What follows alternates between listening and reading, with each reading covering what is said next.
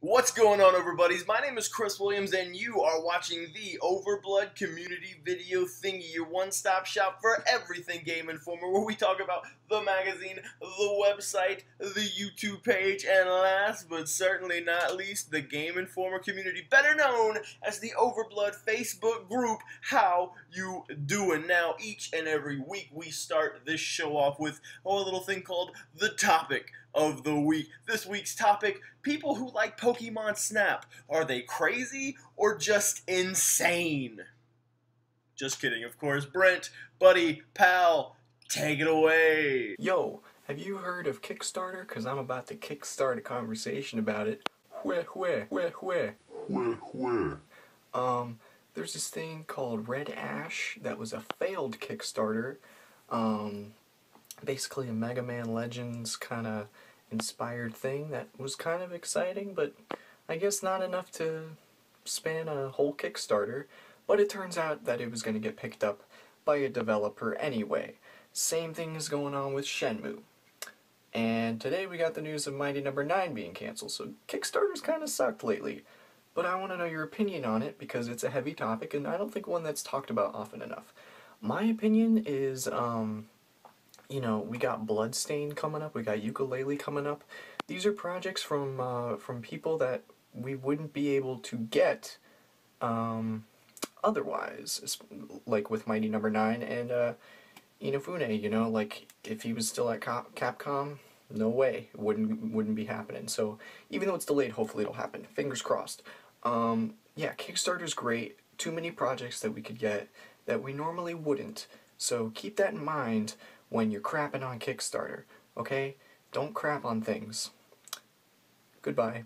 Great topic, Brent, and in no way did I have to edit that clip at all. It was all just a perfect, flawless run. Great job, buddy. Now, my opinion on Kickstarter. It's a great idea that needs some slight changes. There needs to be some accountability on the creators using Kickstarter. Infamously, there have been quite a few developers that have had their games funded, but then never actually put a game out. That's not okay. I know personally when I backed Mighty Number 9, it looked like this. And now it looks like this. Don't get me wrong, I'm still excited for it, but I just hate that the product I essentially pre-ordered is no longer what I'm getting. So what are your thoughts on Kickstarter? Comment down below and let me know. And remember, everybody, be nice. Alright, now on to last week's topic, which was favorite multiplayer moments. Let's see what some of you guys had to say. Choron Angel Valais said his favorite was playing Halo 3's Forge mode. He said making custom Jenga games, playing matches with players speed up like they were the Flash, and just goofing off with friends was a lot of fun.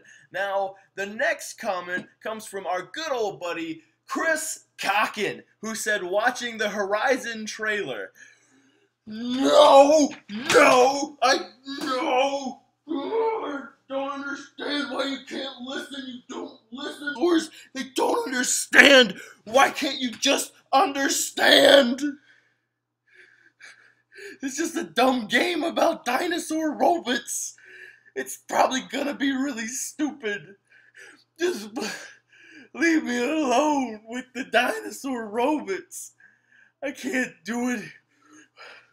What do you want from me, Chris Cocken? What do you want? You just haunt me with the robots. I don't want it anymore.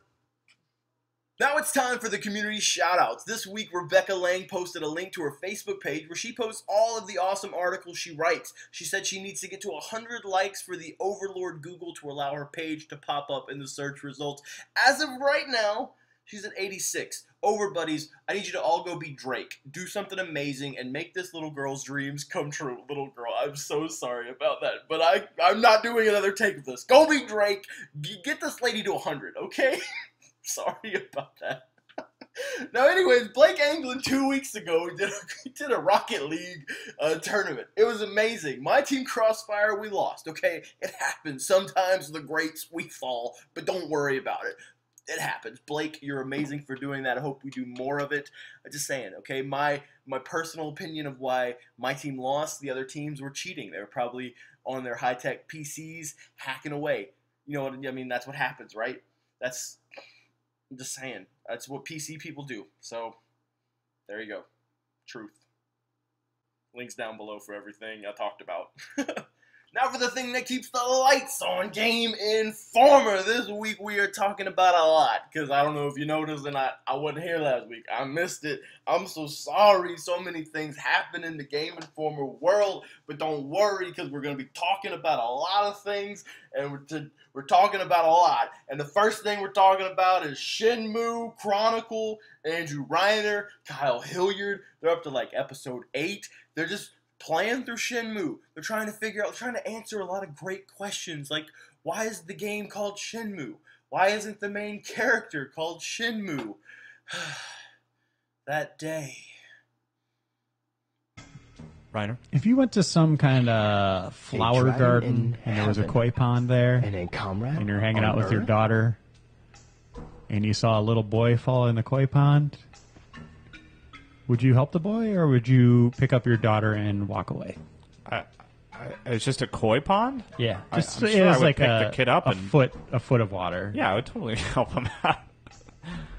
Huh. Why did that happen to you this weekend? No, just you know. We've also got an episode of Game Informer's podcast where the crew talks about the craziness of QuakeCon, Steve from Minecraft being the new Mario, and at the end of the podcast, they also interview Steve Gaynor, one of the creators of Gone Home, and this past month's cover game, Tacoma.